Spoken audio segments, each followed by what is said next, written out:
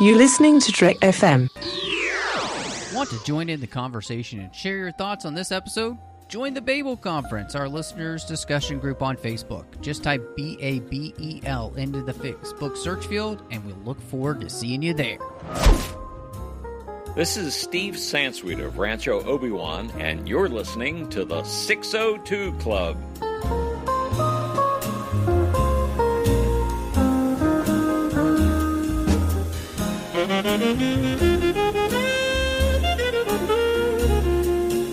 Well, hello and welcome to TFM's local watering hole, and I am excited to be back. We are surrounded by gigantic dinosaurs once again. I don't know why we keep coming to these islands. And with me, none other than Scott McClellan. Scott, seriously, why do we keep coming back to these islands? Because life finds a way. Or is it stupidity finds a way? Well, we always ask if we could. We never stop to ask if we should.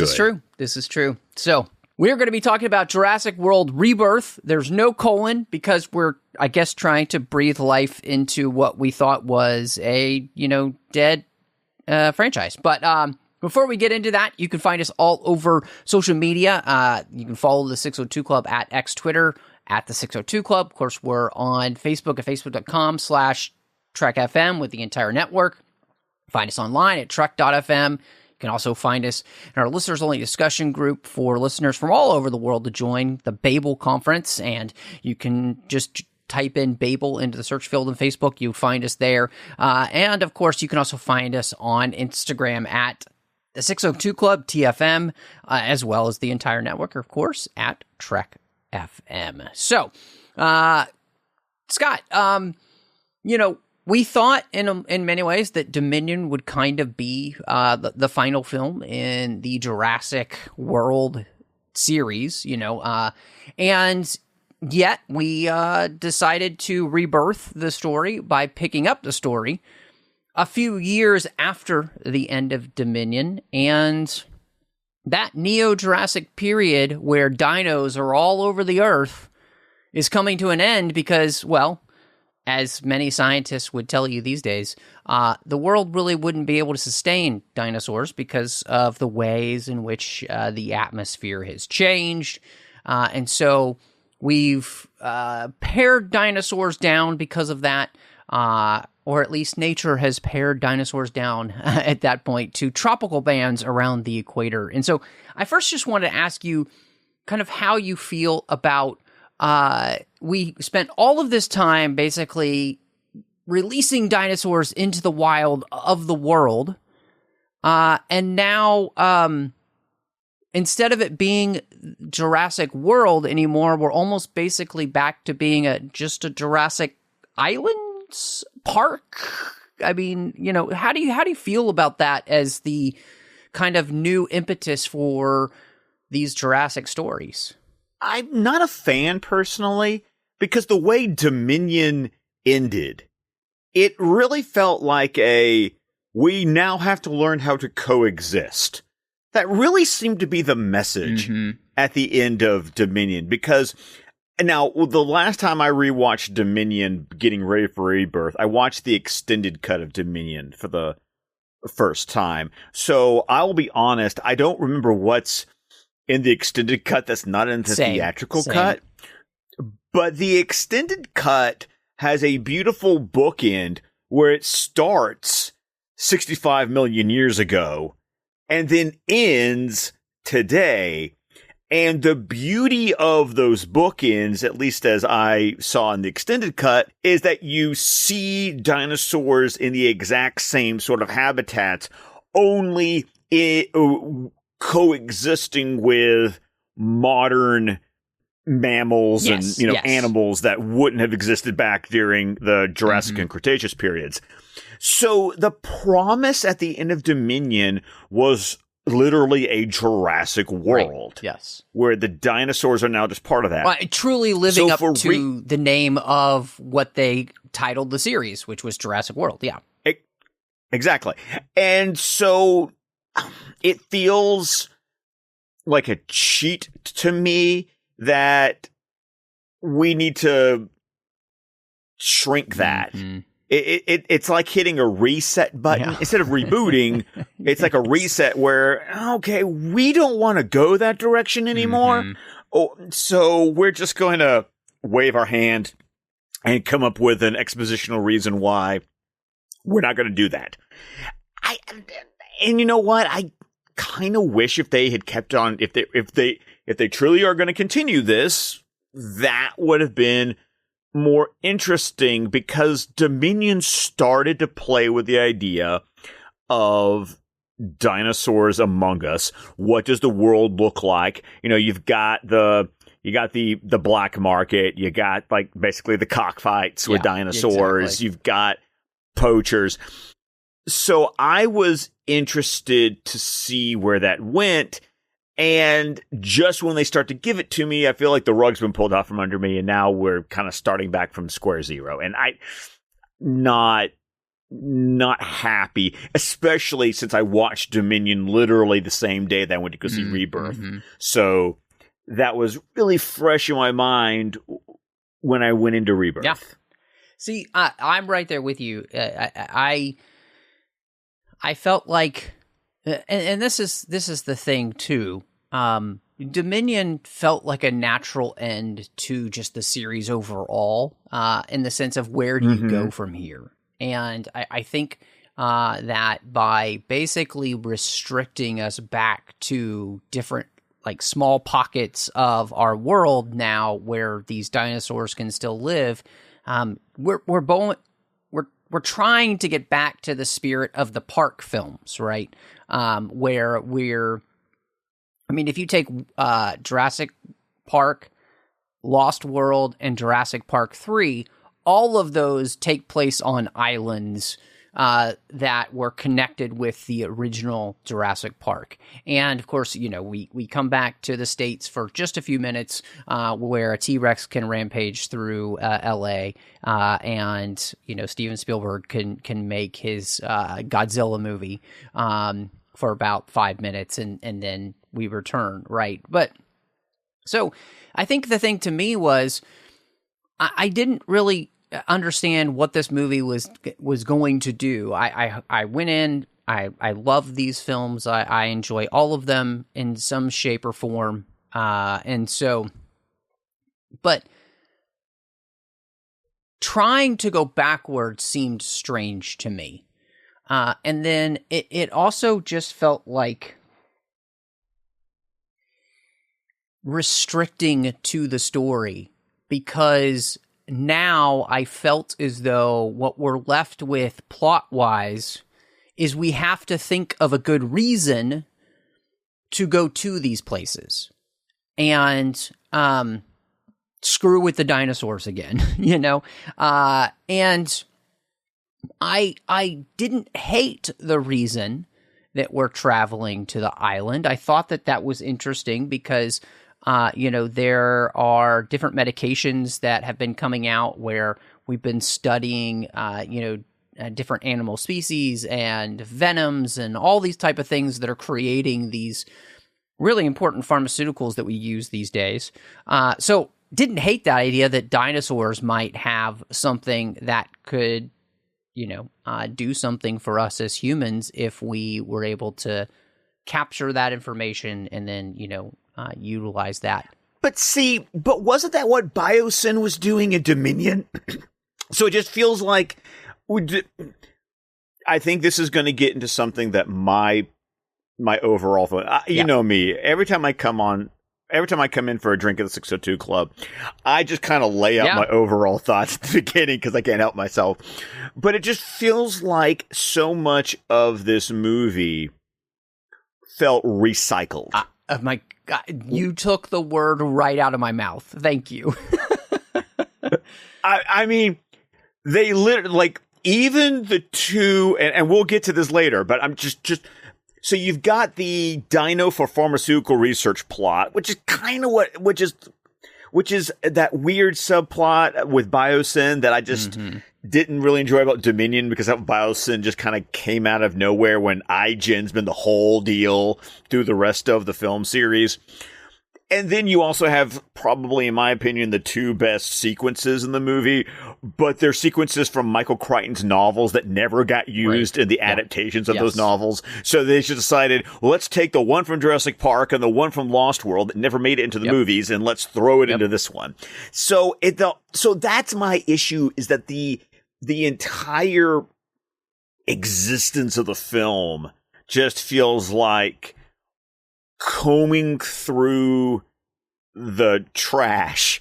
They're dumpster diving for ideas. Well, I think I cannot agree with you more. And what it came down to me is that this is a Jurassic Park remix, because there are only bits and pieces of this that really have a lot to do with the world films. Really, this just feels as though we're going to take the things from the original 3 movies, basically, and we're going to remix them. And every moment you're going to be thinking to yourself, well, hey, I remember that from Jurassic Park. Oh, I remember that from The Lost World. Oh, I remember that from Jurassic Park 3, Oh, I remember this from the books. Exactly. Exactly. Because, again, like, the rest of the plot, right? And I think you rightly discussed this and brought up the idea that, Biosyn as a company and what it was doing here with the stuff that it bought from InGen when it went out of business and hit bankruptcy, and the types of discoveries they were trying to make by having these dinosaurs and the genetic manipulation that they were doing. I mean, that whole movie, Dominion, is really about trying to control food sources through genetic engineering, which, very relevant to the world we still live in. But it would make sense if they were trying to also capitalize with these dinosaurs in the pharmaceutical market. And again, like, I thought that was, I mean, if we're going to try and think of a reason to go back to messing with dinosaurs again and put ourselves in a dangerous situation, the idea of a pharmaceutical drug that is going to help us maybe not necessarily cure heart disease at this moment, but be able to create a medication that helps push it off for like 20 years for people. I mean, if you think about that, I mean, the wonders that could do for people in their like 50s and 60s, people could be living to 100 years old, or more, in really good condition. So, I mean, that's not a terrible idea.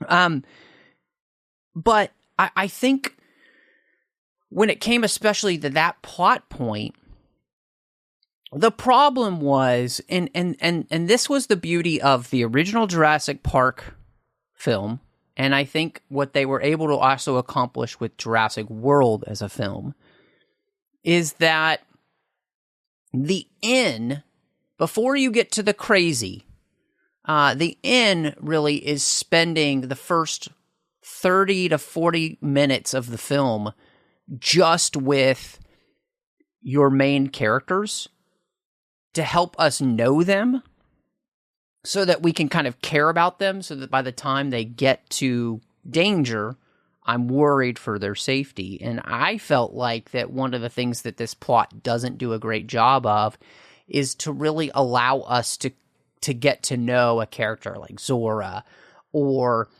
Henry Loomis, or, even this dad, who's on a trip with his kids that gets mixed up into all of this.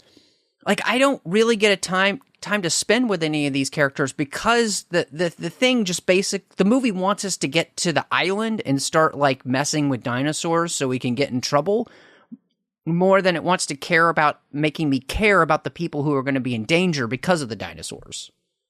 Well, because they're stock characters. Yes, agreed. Yes, that's the thing.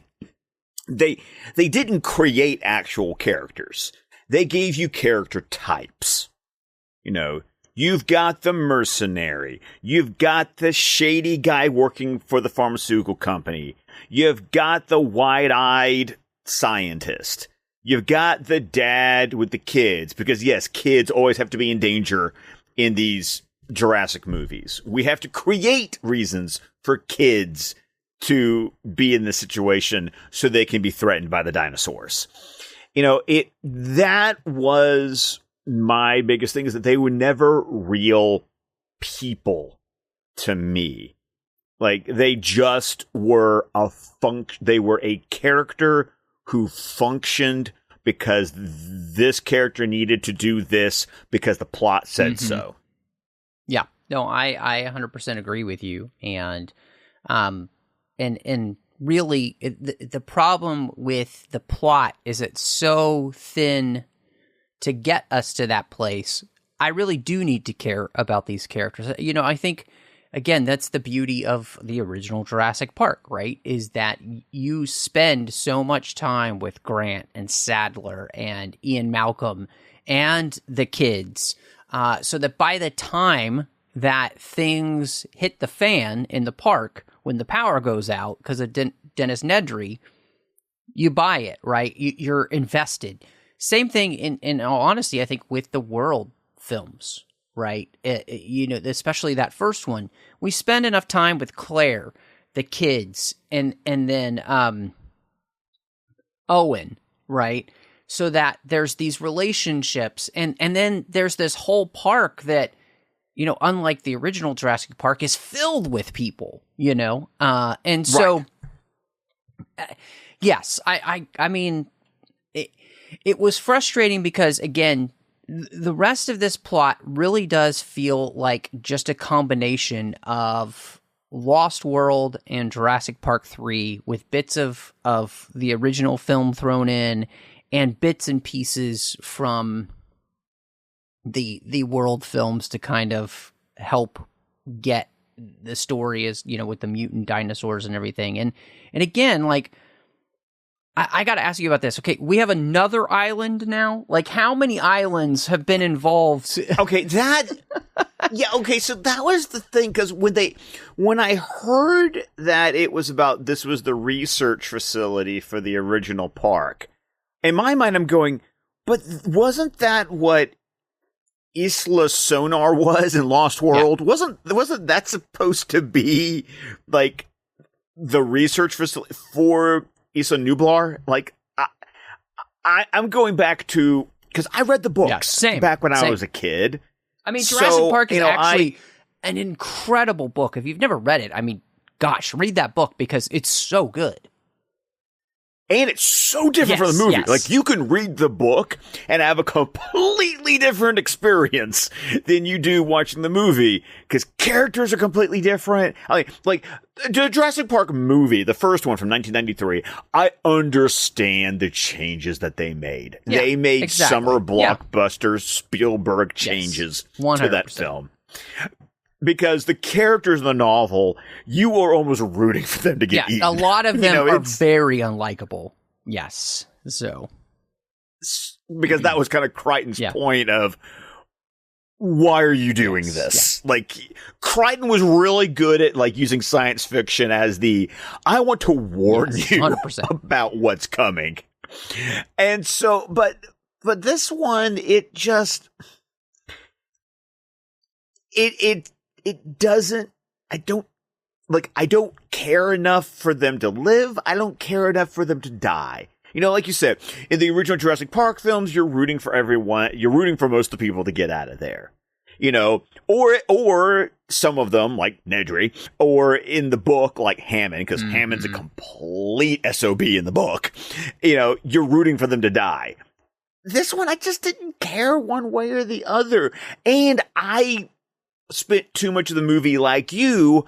I'm picking it apart, not intentionally, not because I want to pick it apart, because I enjoy these Jurassic Park films. I think Jurassic Park 3 is a very underrated film. Like, when I finally watched it years later, I didn't understand the hate it got, because I was like, this is a good movie. It's a fun movie. The only movie up to this point that I didn't quite enjoy was Fallen Kingdom, because those were actually the two movies I did not see in theaters. were Jurassic Park 3 and Fallen Kingdom. Every other Jurassic film I've seen in theaters. So I don't go into not wanting to love these movies. They're Jurassic movies. I've been engaged with them since I was 10 or 11 years old. You know, it's so it takes something for me to look at a movie and all I'm doing is saying, okay, you checked that box, you checked that box, you used that from that, you used that from this. It's like you were cribbing pieces of recipes, and I could tell in the final product. I could go, that's a little part. Yeah. That's a little 3. That's a little book. Okay. And I feel like the movie, for it to be successful for me, it needed to, like, if you're going to blend those kind of elements, it needed to blend seamlessly in a way that I'm not watching the film thinking about how you've pieced this together like a quilt from various Jurassic media. Well, and I mean, again, the fact that we're on another island, the other thing that they do that I'm really actually pretty tired of at this point is the whole idea of mutated dinosaurs, you know, and you know, I felt like they did that in the world films already in a way that was actually interesting. And now it's just, I don't know. I don't want to see Distortus Rex that basically looks like the Rancor and in the alien had a baby. Yes. You know, it's just frustrating because, again, at this point, like, I don't care because they're not, you know, the beauty of the original Jurassic films and then into the world films for the most part is that these animals represented things that used to exist that now exist again.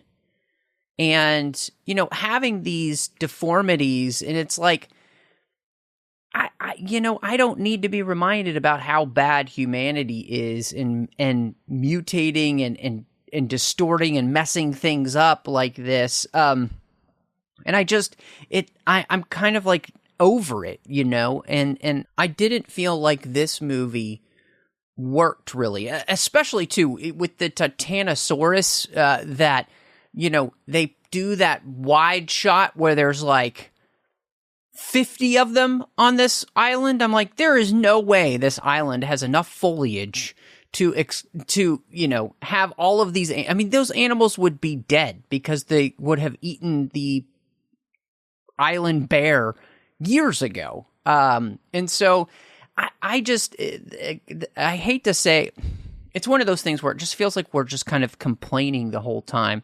But I think it's really frustrating because I am like you. Really, the only film in the Jurassic series that I just don't watch is 3. I just didn't really enjoy 3.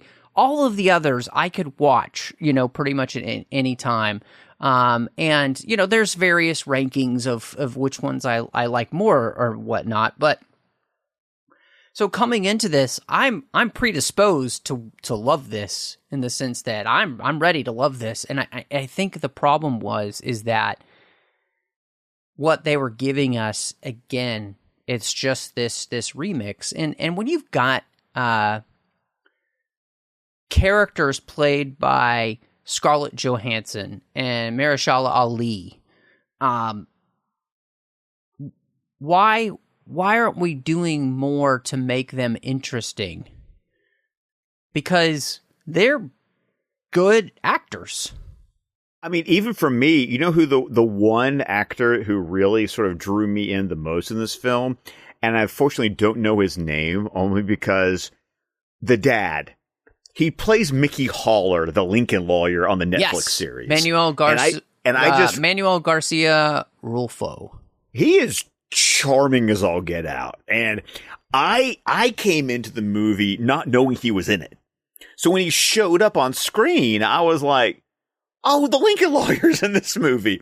And he continued to have that sort of charisma that he has in the Netflix series, that I was just like, okay, yeah. I'm along for the ride with you because I like you in your show. that I just binged the first 3 seasons, literally a month ago. Well, and I think, a character that was interesting as well was the Henry Loomis character by Jonathan Bailey. And, he's the one that kind of has this very paper thin theme of, trying to do something that actually matters and not, just living for our own selfish motivations, which great message. It's fine. Yes, I get it. You hate ugly capitalists and, yada, yada, yada. We could go down a whole rabbit. But once again, but there was nothing to but I didn't know anything about him to understand why he would think that way. And that was the problem with these characters. Yeah. It was, you didn't give me enough of, you didn't establish them. They just showed up and we needed to move along because, like you said, we need to get to the island and get to the dinosaurs. Before we move on, because we're kind of transitioning to more character stuff, but something I did want to loop back to when you talk about dinosaurs is the one thing these films should benefit from is that we have discovered more species of dinosaurs since these books and these movies have come out. It's like, you don't need to create mutant dinosaurs. You could just show us dinosaurs that we haven't seen yet. Yes, I agree. 100%. And, I think that, the problem of discussing characters in that sense is there's really nothing to discuss because they're not interesting. There's again, you were talking about Ruben Delgado, the father, and it's like, okay, you just make this dude come off terrible in the sense that he's taking his daughters on a trip across the ocean. Okay, that's fine. In a sailboat, people do that all the time.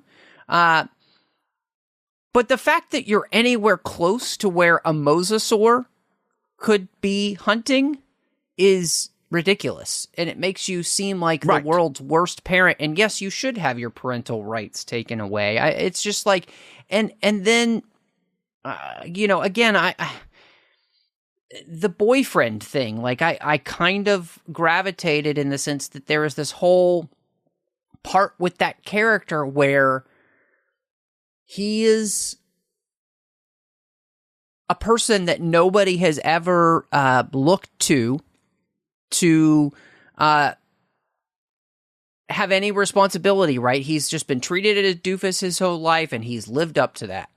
Again, something that could have been really, really interesting as a thematic element to talk about the way in which young teenage boys are, kind of just put upon to the point where they don't know how to become men because they think they're just the world's worst thing, and they've been told that they're the worst thing. Because the dad has that one great line, which is, don't crap on yourself. The world will do that for you. Exactly.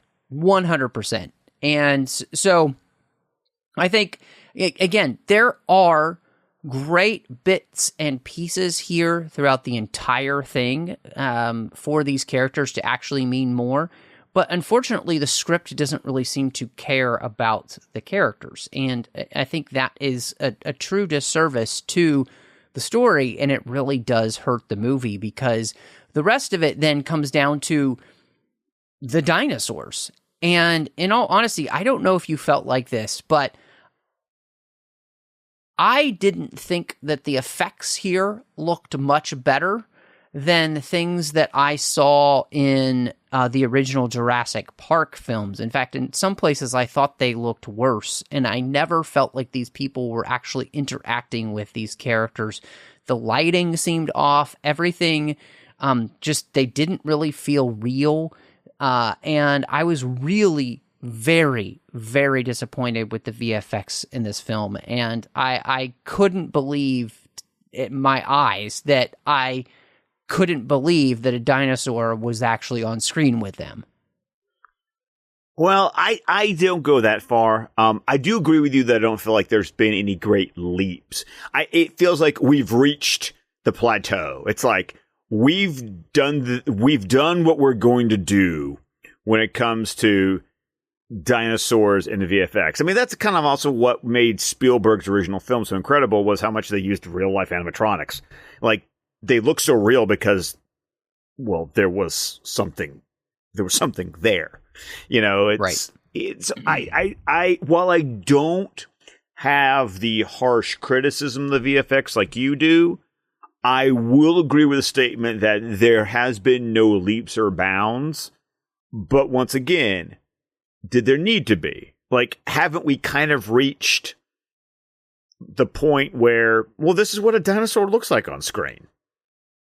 So, and the only thing I did appreciate was, along with the scientific research that's come along, is how they've continued to improve the texture in the skin and kind of the feather. Like they've continued to make the dinosaurs look more like what we think dinosaurs actually look, based on fossil records, like what the texture of their skin, that those feather things that kind of goes into the theory that they kind of evolved into birds kind of deal. I was enjoying seeing those kind of details on screen as the franchise has progressed. But yes, there is no great leap in technology for dinosaurs in these movies. Well, and I think even just with the action sequences, the only one that truly stood out to me was the one that was taken straight from Crichton's book, which, you know, the whole sequence with the T-Rex underwater swimming and the boat and all that. I was like, it was great to actually finally see that, you know. I've always wanted to see that. And yet, yeah, I mean, it would just go in and out of me kind of like actually believing that they're really being chased by a T-Rex, you know. And I think, honestly, the worst offender for me, though, was when Dr. Loomis is standing there with a Titanosaur. And even though he's touching a thing, every time they kind of pull to a wide shot, those dinosaurs don't composite with the people. The compositing work is just not good. They don't feel like they're in the same place because the lighting feels so off for the dinosaur characters and the human characters, and the compositing that should be done to meld that together to make it seamless just didn't feel like it was there, which is I found to be incredibly disappointing. And so, yeah, I just was kind of surprised because I felt like the World movies, especially just having also watched Dominion, I mean, those sequences I felt like with the dinosaurs were great. Like that sequence where Claire is having to crawl on the ground to get in the water, and there's that dinosaur that's following her, you know, and that's blind, you can't see her. And it's just like hovering over the... I mean, that sequence is terrifying and scary because there isn't a point in that sequence where I don't believe that animal is not on screen with you, even though it's not, right? That's what I need for this film, and there were very, very few places that I felt like that was actually the case. And even when I did, it was like, oh, well, that's the kitchen sequence from, you know, Jurassic Park. You know, or the finale at the convenience store, which is from Lost World, like the book Lost World. Exactly. That's because in the book the T-Rex doesn't make it to land. Right. That's how the book ends, and so it's I get what you're saying. There is a part. So I've heard some rumors, and also I'm going to try to pull a lot of strings together here. So please work with me here. I was shocked to see the credits that David Koepp, David Koepp, who wrote the original Jurassic Park, is the credited screenwriter for this movie. And I also heard the rumor that Gareth Edwards was a late addition to the project as a director. Now, what makes me curious, and I always feel this way when I see a screenwriter for a film, that I know they're a good screenwriter because I've seen their other work and I know what good work they can do. I always question because I've also been reading a lot of David Mamet's nonfiction lately. And it's always interesting when you have a guy who doesn't give two Fs, who's going to tell you how it is. And as a screenwriter will tell you what it's like in Hollywood when your work is taken away from you and what people will do to it. And yet they'll still slap your name on it, no matter how much they change it. So there's part of me that wonders if there was a script that David had, or did David actually write this? And this is just like it was this kind of cobbled together, and the Writers Guild, just because it was maybe some of his previous work. No, that I don't know. But I just find it odd that he's the credited screenwriter. I keep saying credited because, once again, I also know how shady the Writers Guild can be. And yet this doesn't feel like the quality of his work that he's done in other films. And then also you got Gareth Edwards coming in kind of last minute. And I know the work he can do. And I'm just like, well, it's was this kind of slapped together at the last minute, and that's why all these things just do not work? So that's the thing that I think is interesting. From what I've heard, this is Kep's movie, and this was his idea, basically, is that he wanted to kind of go back to the feeling of the original Park films and try to make it scarier and all that, and bring all that back, which, okay, I get that desire. I don't think you did that. Second thing is that, I know Gareth Edwards is a great director because he did Godzilla, which was wonderful. Really well done. And the VFX work of that is stellar. And then he also did The Creator, which is an incredible film that looks amazing. So on a shoestring budget. Exactly. So I know that these things can be done. And that's what's kind of frustrating, is that to see a movie like this that I know that they spent so much money on turn out the way it does, I don't really understand. And on top of that, I got to ask you this, because obviously Jurassic Park, one of the hallmark and I would say cornerstones of the Jurassic Park universe, the Jurassic World universe, was the fact that the soundscape was designed by the master of music for film, John Williams, and he gave us the sounds of Jurassic Park in music. And, of course, I mean, it's indelible to the series because his beautiful melodies and his wonderful action music is just so inextricably linked with this series. So here, Alexandre Desplat comes in to do the music, and he uses some of the original themes from the Jurassic Park series, leaves most of the world themes on the cutting room table, and did the music add anything or subtract anything from the film, or did it just kind of feel like, yeah, somebody came in and kind of played around with John Williams, and this is what we got? That one. That one. I mean, every time... It is a personal gripe of mine that anytime John Williams has touched anything, and when someone tries to come after him and just use his stuff, it just sounds like, oh yeah, you know how to use the theme you wrote, but you don't know how to dress it up with the rest of the music. All you seem to be able to do is recycle the theme over and over again in a way that goes, hey, do you remember this theme? You know, it happened with the composers who came after him on Superman. It happened with the composers who came after him on Harry Potter. I mean, the only time it didn't happen was Star Wars and Indiana Jones, because he wrote every one of them. Yeah. There was no one who came after him.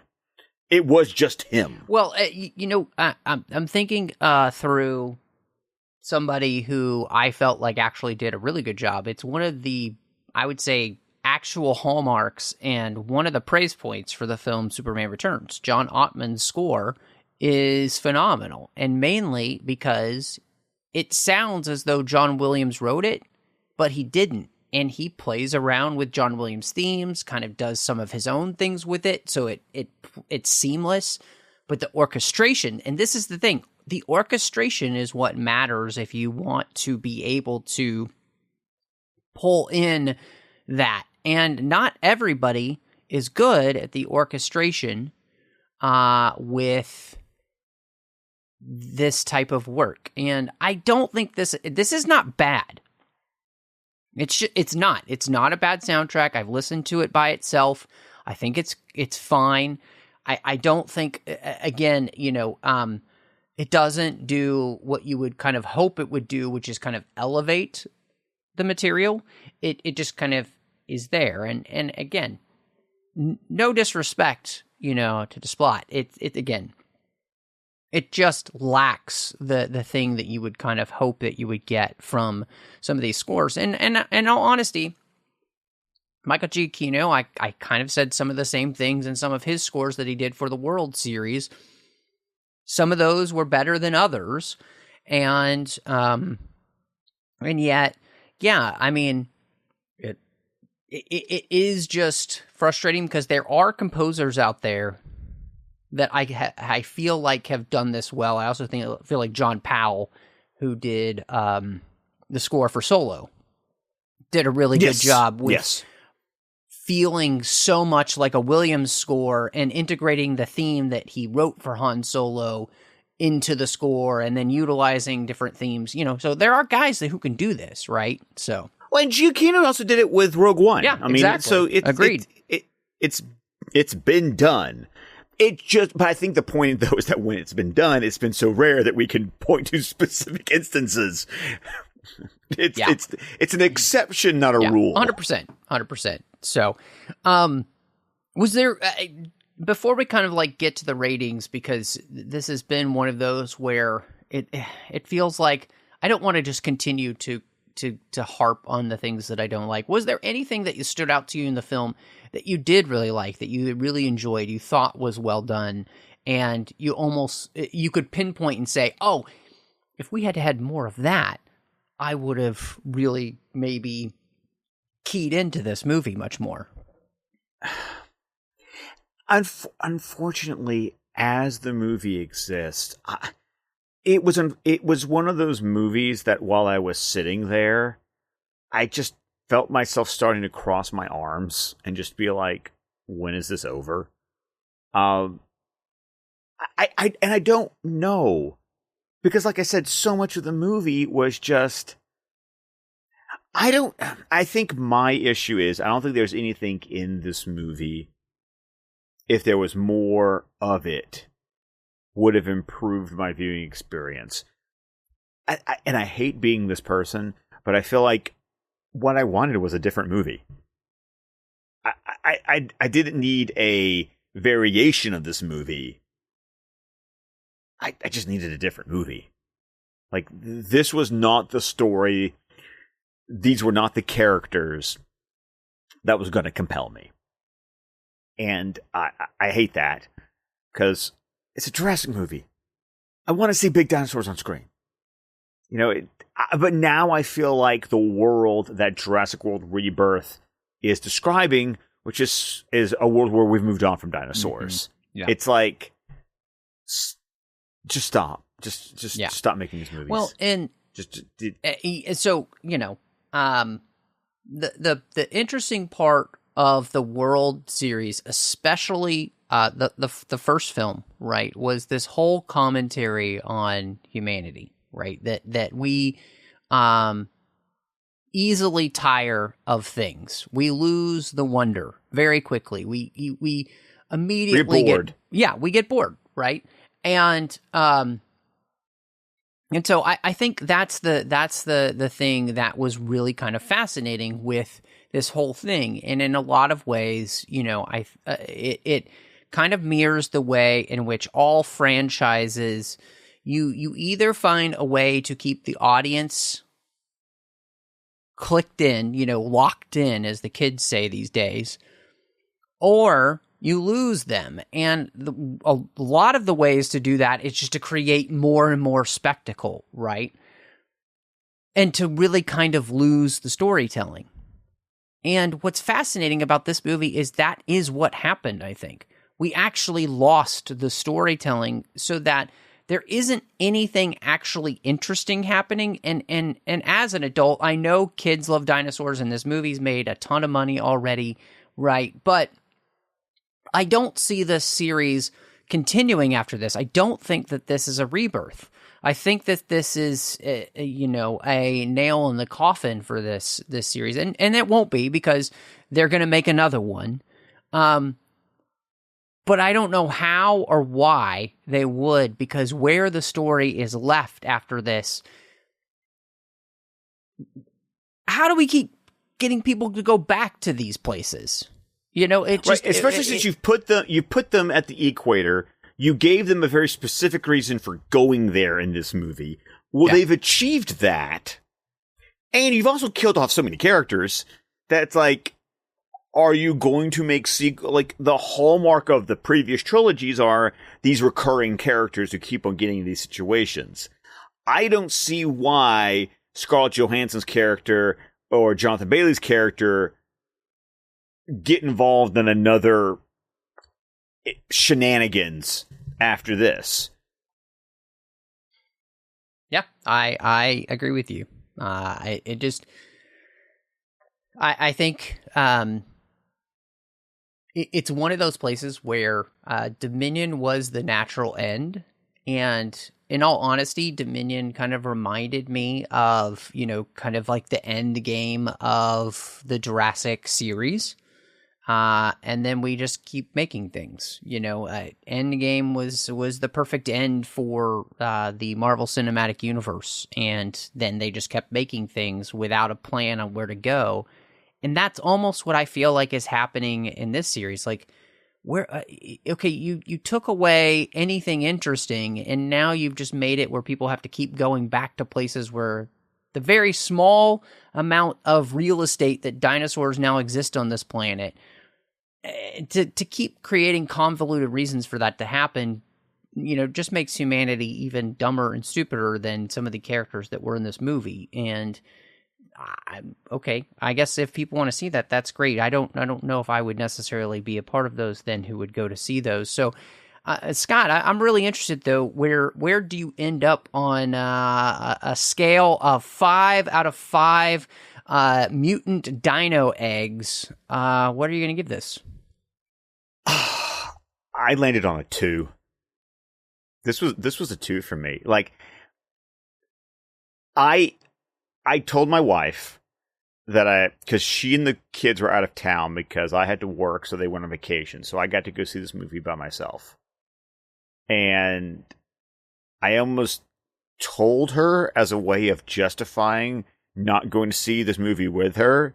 I was like, honey, don't worry. It's not good. And I'm not even going to buy it when it comes out on home video. Like and my wife, knowing me, went, oh, like, for me not to buy a movie when it comes out on home video, that's an indictment in my house. But that's where I am with Jurassic World Rebirth. Mm-hmm. I've got the nice 4K Dolby Vision Steelbook reissues they just did of the Park Trilogy and of the World Trilogy. I'm good. As far as I'm going to be concerned, the Jurassic franchise ended with Dominion. Yeah. It's interesting. What's funny is that this film feels so much like The Force Awakens. It's just a remix, and everybody, I'm seeing so many people, it's making so much money, and everybody, I'm just like, but it's not good. It is absolutely a 2, my friend. And it's so funny because I feel like we didn't talk about this before. I didn't really know necessarily where you were coming in. You just saw my rating on Letterboxd. But I didn't know how you felt about the movie and why you were there. But what you said about the fact that you're not buying this film, I'm right there with you.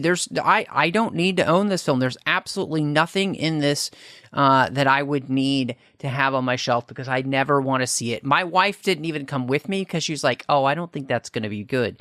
And I was like, well, it's dinosaurs eating people. It's going to be great. No, it wasn't. And so, yeah, it's disappointing. And hopefully here in the 602 Club, we'll have, maybe some better luck with some of the other movies that are coming out here this summer. We've got Superman coming up. We've got, of course, Fantastic Four, things like that. So join us for those episodes. But Scott, if people wanted to catch up with you and see what else you've got going on these days and maybe, where they can find your, reviews for films and stuff, where can they find you? Well, on X, you can find me at ScottDC27. On Vero, you can find me at Scott McClellan. And on Letterboxd, you can find me under Scott McClellan and Scott DC27. Once again, I really don't know how you find people on Letterboxd because I just find people posting on Letterboxd and then I follow them. But hey, give me a follow. You can actually find me on my various socials. You can find a couple of things that I just published yesterday and this morning as of this recording, because I did go to that Amazon Prime early access of Superman. I got my wife to record a first reaction video when we got home from the theater last night, and that is on YouTube at the Squadcast Media channel on YouTube. So check that out. And then if you go to my Letterboxd, you can find a fully written, and when I say fully written, I mean like paragraphs, review of Superman. I've got it pinned to the top of my X account. And there's a link in that review to the video with my wife. And so, like I said, X, YouTube, Vero, Letterboxd. And then, of course, as I usually mention, every Wednesday night, over at the Film Junkie YouTube channel, you can catch Dave and me talking about the DC animated universe on the DC Fanimated stream.